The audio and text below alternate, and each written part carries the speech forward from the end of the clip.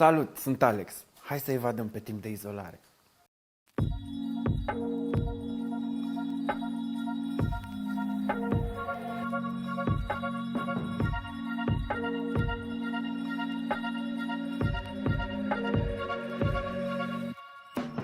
Ei bine, dacă ați parcurs odată cu mine toți acești pași de până astăzi, suntem în ediția a 5-a.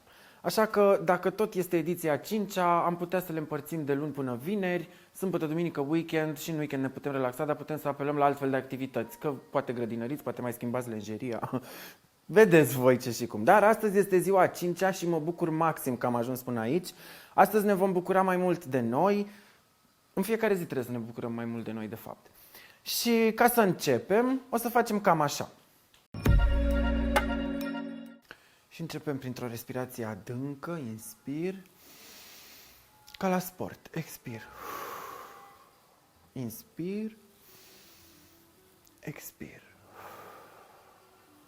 Și încă o dată, inspir, expir. Bravo. Acum îmi duc mâinile deasupra capului, îmi prind încheietura mâinii și trag ușor în partea opusă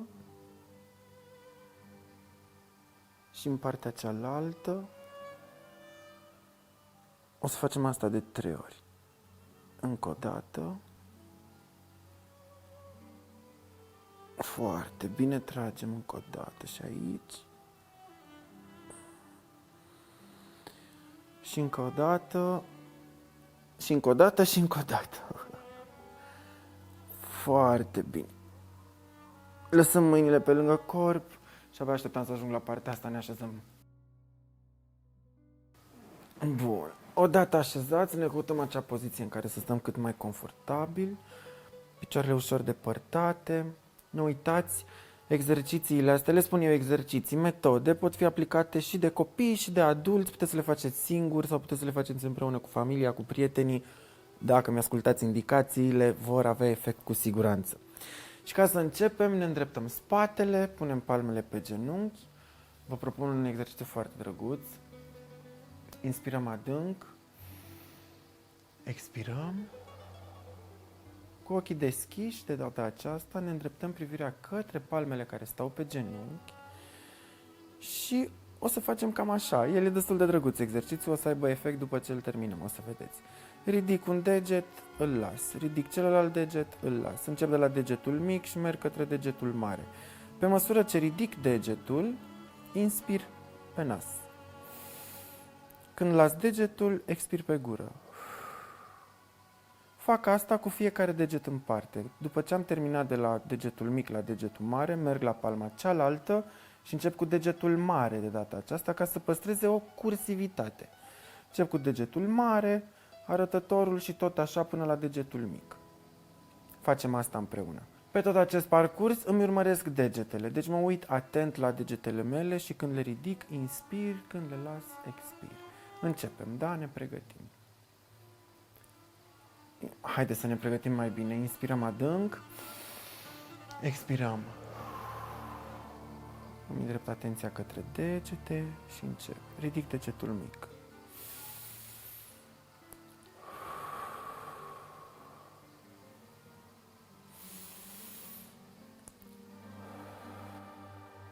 La degetul ăsta cât se poate, să știți că nu-l putem ridica foarte mult. Continuăm.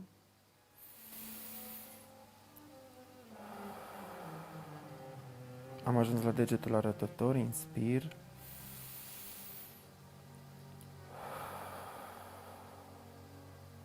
Și degetul mare.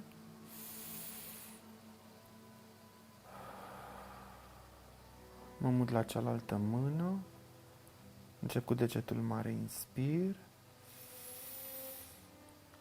Expir. Merg mai departe.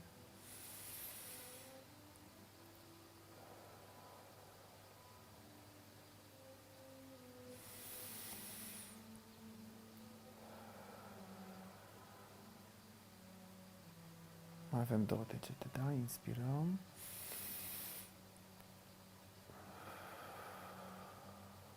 Și degetul mic.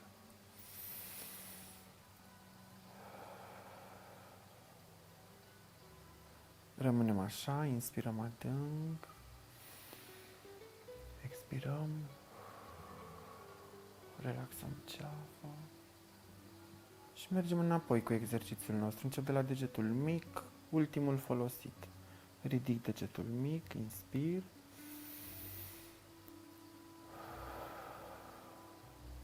Merg mai departe. Dacă aveți o abilitate născută prin care puteți să ridicați degetul ăsta mai mult, lăsați și mie un comentariu, ceva. Am ajuns la al treilea deget, inspir și ridic.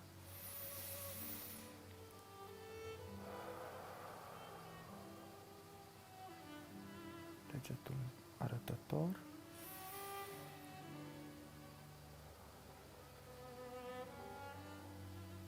Degetul mare.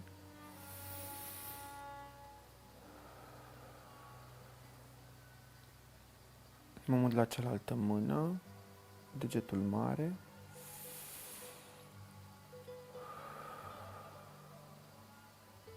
Degetul arătător.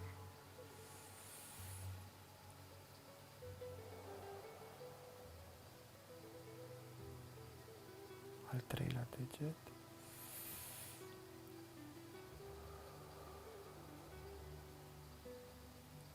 Degetul cu caracter puternic.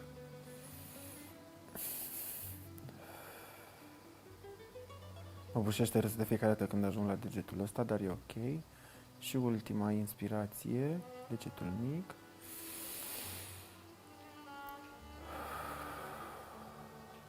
Foarte bine.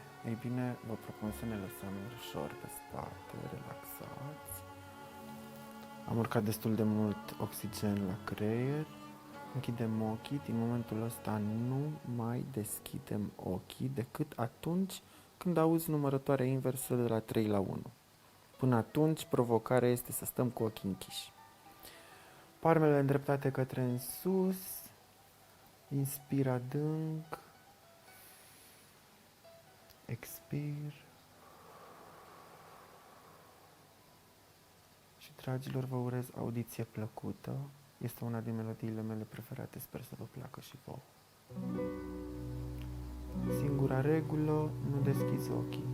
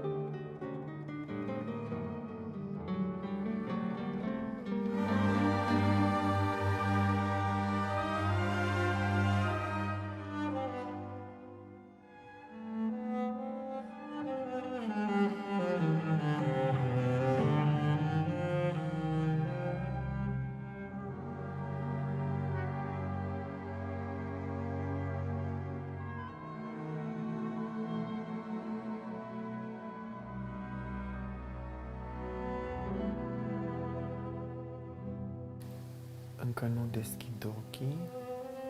Vă mulțumesc că ați ascultat melodia asta. Inspirăm adânc. Expirăm. Ochii sunt încă închiși. Strângem pumnii. Relaxăm. Mai inspirăm o dată. Expirăm. 3,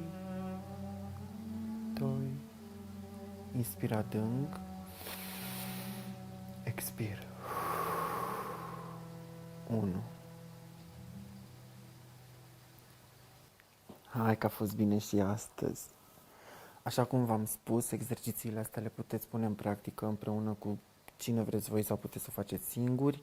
Toate exercițiile de la ediția 1 până la ediția de astăzi le puteți combina, le puteți repeta cum vreți voi.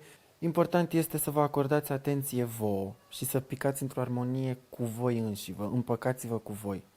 Rămânem împreună și cu siguranță vom trece noi și peste hopul ăsta.